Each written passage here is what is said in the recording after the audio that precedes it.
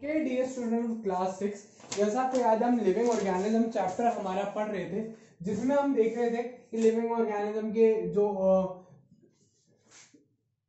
Living organism किस किस तरीके की प्रोसेस शो करता है, जिससे हमको पता चलता है कि ऑर्गेनिज्म है वो जीवित है या नहीं है, उसमें जान है या नहीं।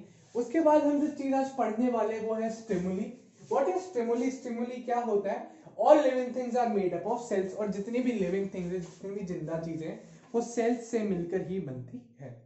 अब हम इसको अच्छे से रीड करेंगे और समझेंगे कि हमको क्या सिखाना चाहता है। All living things show responses to stimuli. अब व्हाट इज स्टिमुलाई? ठीक है, all living things respond to their surroundings. हर जिंदा चीज उसके आसपास होने वाली किसी भी चीज को महसूस करती है और उसके जो बदले में है कुछ ना कुछ रिएक्शन अपनी बॉडी से देती है।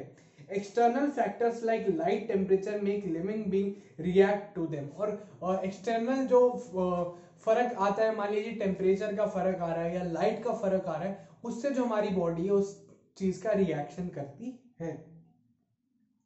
The chain that produces a response in organism is known as stimulus.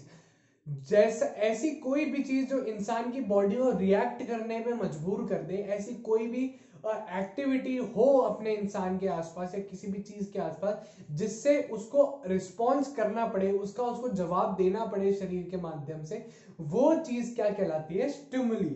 क्या क्या उसको हम क्या बोलते हैं? Stimulus. The immediate action to adjust oneself according to the change in the response. और ये क्या करता है? ऐसा स्टिमुलस होने के बाद अपनी बॉडी जो है उसके हिसाब से, उस चेंज के हिसाब से, जो भी उसने जो भी हमारे ऊपर चीज हुई है उसके हिसाब से बॉडी में चेंज लाता है और उसको अडेप्ट कर लेता है। What happens when someone suddenly pinches you? अब हम इसको सिंपल एग्जांपल से समझने की कोशिश करेंगे। अब क्या होता है जब आपको कोई भी पिंच करता है, यानी हम पिंच करते हैं, ऐसा अगर हमको कोई पिंच करता है तो हमारा क्या रिएक्शन होता है उस पर?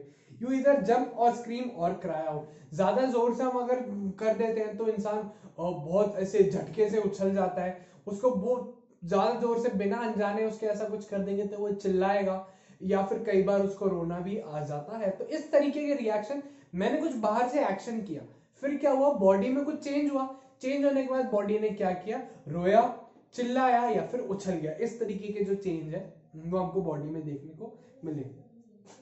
This is your response to stimulus. अब यहाँ पे क्या है? जो चूंटी भरना है ना, यानी जो पिंच करना है ना, वो क्या है? वो एक स्टिमुलस है, वो एक ऐसी एक्टिविटी है जो हमारी बॉडी को रिएक्ट करने पे मजबूर कर देती। ठीक है, लाइक ऑल लिविंग बींग्स, हर जिंदा चीज के जैसे plants also respond to various stimulus. और जो प्लांट होता है वो भी अलग अलग तरीके के स्टिमुलस, जो चेंजेस है उनको परखता है और उसके हिसाब से बदलता है।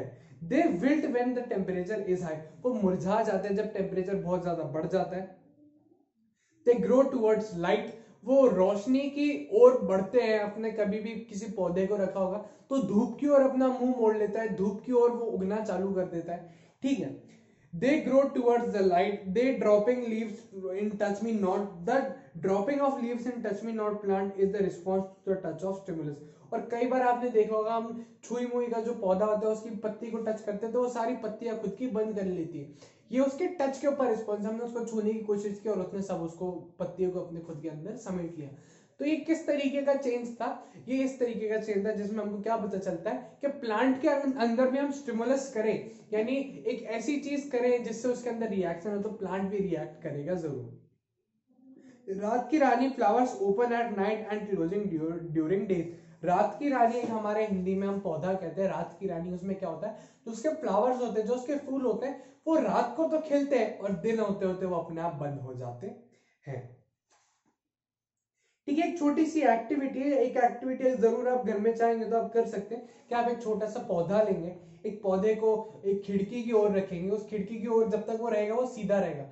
कुछ दिनों बाद आप देखेंगे तो जिस खिड़की से उसके अंदर धूप आ रही है ना, उस पौधे का जो मुंह है वो उस धूप की तरफ हो जाएगा। ये आपने शायद देखा भी, और अगर आप चाहें तो इस एक्टिविटी को कर भी सकते हैं। हमने स्टिमुली जान लिया कि ऐसे स्टिमुलस क्या होता है, ऐसे तरीके की रिएक्शन जो हमारी बॉडी करती है किसी भी चीज के बारे में। अब बात आती है all living things are made up of cells. All living things, हर जिंदा चीज मेड अप ऑफ, मिलकर बनती है सेल्स की मदद से, छोटे छोटे जो सेल होते हैं उसी की मदद से हर जिंदा चीज मिलकर बनती है। Cells are structure and functional unit of living organism. Cell जो होता है स्ट्रक्चर होता है किसी भी चीज का, यानी पूरे अगर आप मान लीजिए घर है, जो ईंट होती है उसी तरीके से जो पूरा एक शरीर है उसका जो सेल होता है वो स्ट्रक्चरल होता है। ईंट से धीरे धीरे करके हमने बनाया, पूरे घर का स्ट्रक्चर बन गया। सेल से धीरे धीरे करके बनाया और हमारा पूरा बॉडी का स्ट्रक्चर बन गया। Just as a wall is made up of bricks, book में भी देखिए ये एग्जांपल है, जैसे एक दीवार जो है वो एक ईंट की मदद से बनती है। Living organism are made up of cells, और जो लिविंग ऑर्गेनिज्म है, जो जिंदा चीज है, वो भी सेल से मिलकर ही बनती है। Some plants and animal consist of single cell and are unicellular organism, लेकिन कई सारे प्लांट्स और एनिमल्स ऐसे भी है जो सिंगल सेल्ड है, सिर्फ एक ही सेल पे वो जिंदा है और एक ही सेल से अपनी सारी चीजें करता है। सोचिए वो कितने छोटे होते होंगे। ठीक है, इसका एग्जांपल क्या है? अमीबिया, पैरामीशियम बैक्टीरिया और यीस्ट, ये कुछ एग्जांपल है सिंगल सेल्यूलर ऑर्गेनिज्म के। किसके? सिंगल सेल्यूलर ऑर्गेनिज्म के। Some animals and plants have many as billion cells, और इंसानों में और कई जानवरों में मिलियंस सेल्स होते हैं। प्लांट में, इंसान में, जानवर में मिलियंस और बिलियंस में सेल्स होता है। उनकी कोई गिनती नहीं है कि कितने सेल्स का एक इंसान मिलकर बना हुआ होता है। They are known as multi cellular organism, और ऐसे जीवों को, प्लांट हो गया, एनिमल हो गया, ह्यूमन हो गया, इनको हम क्या बोलते हैं? जिनमें भी एक सेल से बहुत ज्यादा होते हैं उसको हम क्या बोलते हैं? Multi cellular organism. मल्टी यानी बहुत सारे, सेल्यूलर यानी सेल से बने हुए ऑर्गेनिज्म। एग्जाम्पल इसका क्या है? मैन, इंसान, कैट, बिल्ली, डॉग, कुत्ता, पाइन, रोज प्लांट, और ये अलग अलग प्लांट, कोई भी पाइन का ट्री है, कैट है, बिल्ली है, कुत्ता है, इंसान है, कोई सा भी पेड़ है, वो मल्टी सेल्यूलर ऑर्गेनिज्म है। अब बात आती है डीके की। What is DK? डीके का क्या मतलब होता है? ये इसकी स्पेलिंग है DECAY। ठीक है, all living things live for certain period and each has limited life span. हर जिंदा चीज कुछ फिक्स समय के लिए जीती है और उसका जीवन उतना ही लिखा हुआ होता है। एक फिक्स लाइफ स्पैन है, उतनी ही उसकी उम्र वो लेगा और इतनी उम्र में आके वो अपने आप मर जाएगा। After growing up to its full, its begin to grow old. जब पूरी ताकत से कोई चीज बढ़कर अपनी फिक्स एज पे पहुंच जाती है, उसके बाद क्या होती है? वो बूढ़ी होनी स्टार्ट हो जाती है। इंसानों में भी ये होता है, इंसान कुछ उम्र तक बढ़ता रहता है, फिर एकदम नॉर्मल हो जाता है, फिर उसका बूढ़े होने का समय चालू हो जाता है।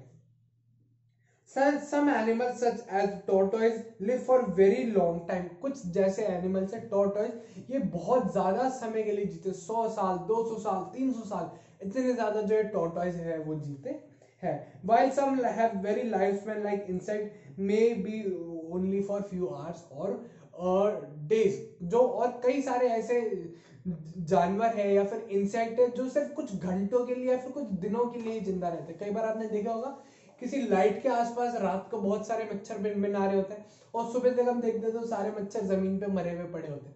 सिर्फ वो एक रात के लिए जिंदा होता है, उनकी लाइफ इतनी होती है, इतने के लिए वो पैदा होता है और इतने में ही मर जाते हैं। ठीक है, तो हमने लाइफ स्पैन देखा। अब एक छोटा सा एक डायग्राम देखेंगे, तो उस डायग्राम में आपको दिखेगा कि एवरेज लाइफ स्पैन बताया गया है। क्या है? जो एक बैक्टीरिया जैसे जो है वो हमको देखने को मिल रहे, वो कितना मिनट जी रहे? वो सिर्फ 20 मिनट जी रहे। हाउस फ्लाई है यानी जो मक्खी है वो 1 महीने से लेकर 4 महीने तक जिंदा रहती है। एक जो चूहा है वो 2 साल से लेकर 3 साल तक जिंदा रहता है। एक स्क्विरल हमको देखने को मिल रही है, यानी एक गिलहरी हमको देखने को मिल रही है, वो 4 साल से 8 साल तक जिंदा रहती है। अब यहाँ पे हम डॉग की बात कर रहे हैं, तो जो एक डॉग है 16 ईयर से 18 ईयर्स तक जिंदा रह सकता है ज्यादा से ज्यादा। एक जो लायन है वो 20 साल से 25 साल, एक हॉर्स है जो 25 साल से 30 साल, एक ऑस्ट्रिच हमको देखने को मिला जो 45 ईयर से 50 ईयर तक जीता है। एलिफेंट हमारे इंसानों के आसपास होता है, वो 70 साल से 90 साल तक जीता है।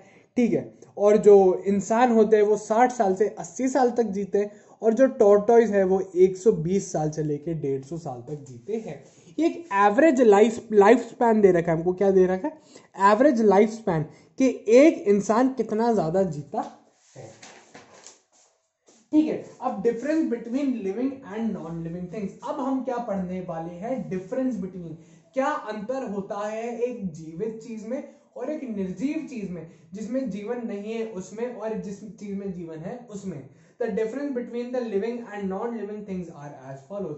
जो डिफरेंस होता है एक लिविंग थिंग और एक नॉन लिविंग थिंग में, वो हमको नीचे देखने को मिलता है। Living things need food but non living things do not need food. एक जिंदा चीज को जीने के लिए हमेशा खाने की जरूरत होती है, लेकिन एक निर्जीव चीज को खाने की बिल्कुल भी जरूरत नहीं होती। हम इंसान हैं, हम खाना खाते हैं, ये बोर्ड है खाना नहीं खाते, मार्कर है खाना नहीं खाते, ये ऐसे ही चलते जाते हैं। Living things need a habit but non living things do not need a particular habitat. Sorry, living things need a habitat but non living things do not need particular habitat. हम इंसान हैं, हमको एक फिक्स हैबिटेट यानी एक रहने की fix जगह चाहिए कि हम हमारे सोने के लिए बेड हो, कपड़ा हो पहनने के लिए, खाने के लिए जगह हो, इस तरीके की हमको जगह में रहने की आदत है। लेकिन निर्जीव चीज उसका कुछ नहीं है। मैं इस मार्कर को कैप लगाऊं, सड़क पे पटक दूं, ये नहीं बोलेगा कि आपने मेरे को सड़क पे क्यों पटक दिया। या अब हम इस बोर्ड को मान लीजिए, ये बोर्ड बहुत खराब हो जाता है, बोर्ड बहुत रफ हो जाता है, बिल्कुल यूज का नहीं रहता है, हम इसको स्टोर रूम में रख देते हैं। और तो ये ऐसा नहीं बोल सकता ना कि हमको स्टोर रूम में क्यों रख दिया। लेकिन हम कैसे इंसान को अगर बंद कर दें तो, या फिर किसी चीज को जिंदा जो एनिमल है किसी को भी हम बंद कर दे तो बहुत ज्यादा तड़पने लगते हैं, उनको हम एक जगह बंद करके नहीं रख सकता। हमको फिक्स हैबिटेट चाहिए, हमको एक अच्छी रहने की जगह चाहिए, लेकिन नॉन लिविंग थिंग्स को ऐसा कुछ भी नहीं चाहिए। Living things are made up of cells while non living things are made up of atoms. जो लिविंग थिंग्स होती है, जो जिंदा चीज होती है, इसकी स्ट्रक्चरल यूनिट क्या होती है? लिविंग थिंग्स की स्ट्रक्चरल यूनिट होती है सेल्स।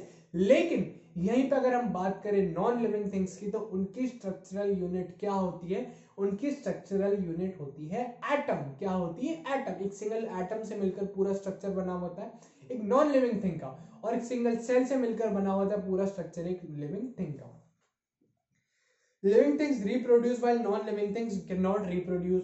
जो लिविंग थिंग्स होती है वो खुद के जैसी बॉडीज और बनाती है, लेकिन नॉन लिविंग थिंग्स में ऐसी कोई भी चीज हमको देखने को नहीं मिलती। Living things grow and develop while non living things do not grow and do not develop. Living thing होती है जो जिंदा चीज होती है, प्लांट है वो भी बढ़ेगा, इंसान है वो भी बढ़ेगा, जानवर है वो भी बढ़ेगा, लेकिन ऐसे कोई भी नॉन लिविंग थिंग्स, पत्थर, टेबल, चेयर, कभी भी नहीं बढ़ते। ये जैसे होते हैं वो जीवन भर वैसे ही रहते हैं। Living things have definite lifespan while non-living things have nothing depend on the maintenance and the other factors. जो living thing है उसका एक फिक्स जीवन है। क्या है? कोई चीज चलनी है, कोई इंसान जी रहा है या फिर कोई जानवर जी रहा है, उसका फिक्स लाइफ स्पैन, हमने एवरेज लाइफ स्पैन देखे।